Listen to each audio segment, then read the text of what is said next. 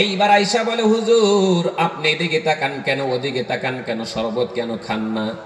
আল্লাহর নবী বলতেছেন, আয়েশা শুনে নাও, আমি প্রত্যেকদিন নজর করে দেখি গ্লাসের ভিতরে আমার আয়েশা কোন জায়গার ভিতরে ঠোঁট লাগায় দেয়, আমি বিশ্ব নবী সেই জায়গার ভিতরে ঠোঁট লাগায় লাগায় পানি পান করতে চাই। বলুন সুবহানাল্লাহ। এইবার মুসলমান ভালো করে শোনেন, আল্লাহর নবী বলে দিয়েছেন, কোন আমার উম্মতি যদি এক গ্লাসের ভিতরে যদি কোন স্বামী স্ত্রী যদি এক জায়গার ভিতরে ঠোঁট লাগায় দেয়, সেটা পানি নয়, ওই পানিটা হবে আল্লাহর জান্নাতি পানি হয়ে যাব। বলুন সুবহানাল্লাহ।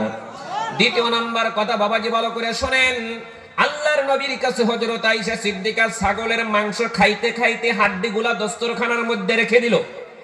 রেখে দেওয়ার পর আল্লাহর নবীর আয়েশা যখন দস্তরখানার মধ্যে হাড্ডি রেখে দিল, আমার নবীজি নিজে সহ্য করতে পারে নাই, নিজে লাহে লাহে এগিয়ে গেল, যায় দেখেন আল্লাহর নবীর আয়েশা যে হাড্ডিগুলা দস্তরখানার মধ্যে রেখে দিয়েছে, আমার নবীজি হাড্ডিটা নিজেই মুখে লাগায়া দিয়েছে। বলুন সুবহানাল্লাহ। আল্লাহর নবীর আয়েশা বলতেছেন, হুজুর আমি যে হাড্ডিগুলা দস্তরখানার মধ্যে চুষে চুষে রেখে দিয়েছি, আপনি কেন চুষা হাড্ডিটা মুখে লাগাই দিয়েছেন? আল্লাহর নবী বলতেছেন, একজন স্ত্রী যদি হাড্ডিগুলা চুষে দেয়, স্বামী যদি চুষা হাড্ডিটা মুখে লাগায়, ওই হাড্ডি না, ওই হাড্ডিটা হবেন কিয়ামতের দিন জান্নাতি হাড্ডি হয়ে যাব। বলুন সুবহানাল্লাহ। কিন্তু আজকালের মানুষের লক্ষ্য করে দেখেন, মা স্বামী যদি খানা খাইছে, আদা ভাত খাইছে, আদা ভাত দেখেন স্ত্রীর জন্য রেখে দেয়, দেয় না নাই বাবাজি? কিছুগুলা স্ত্রী আছে দুনিয়ার মধ্যে, স্বামীর হাতের আইটা খাতে বড় ঘৃণা লাগে, বমি করে দেয়, দেয় না নাই? বমি করে দেয় না নাই? স্বামী যদি আদা ভাত খাইছে, যদি হাতায় দিছে, ভাত খাইব না, ঘৃণা করে, বমি বন্ধ করে দেয় কিছুগুলা স্ত্রী আছে।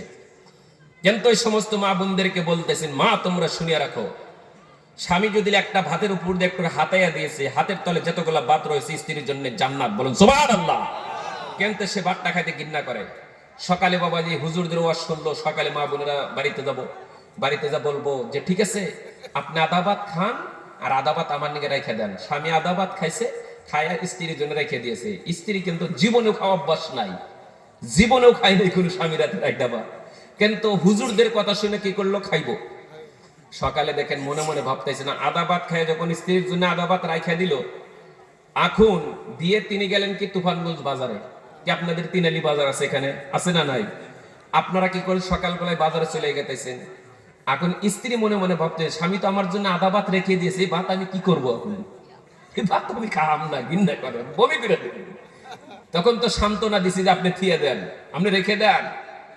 এখন স্ত্রী মনে মনে ভাবতেছে, অরুণার তলে নিয়ে সুন্দর করে নিয়ে জাংলাটা আসলে খিড়কি আসছিল, খুইলা দিয়ে ঢাইলা দিছে।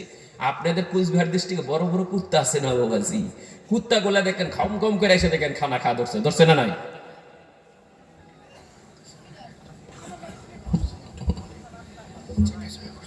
যাই হোক বাবাজি, দেখেন ওয়াসের মধ্যে এতটুকু বরকত। মা বোনেরা ভালো করে শুনে রাখেন, এখন বলে সব মা বোন চাপছে, একবার জায়গা হইতেছে না, একটু চাপাচাপি করে বসেন। মা আপনার একটু চাপাচাপি করে বসেন, আপনাদেরই কথা বলতেছে আজকে ওয়াজ। আর জীবনে যেন আপনার স্বামীদের সাথে যেন লড়াই করেন না, ভালো করে বসেন, চাপাচাপি করেন।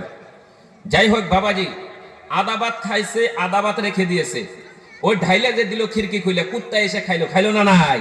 কুত্তাই কি ঘৃণা করছে? কোন আওয়াজ দেন, কুত্তাই কি ঘৃণা করছে? কুত্তাই কিন্তু ঘৃণা করে নাই। তাহলে বুঝেন, আপনার স্ত্রী বলো না কুত্তা বলো? এটাই বোঝা লাগবো। স্ত্রী মা বোনদেরকে বলতেছি, তুমি ঘৃণা করে ফালা দিলা, যে ভাতটা খানা ফালা দিলা, ওই ভাতটা এসে কুত্তাই খাইলো, তাহলে তোমার সাথে কুত্তাই ভালো হইলো।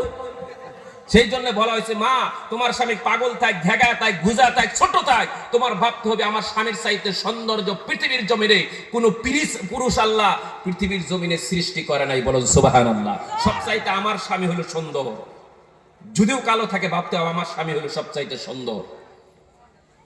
সেই জন্য মা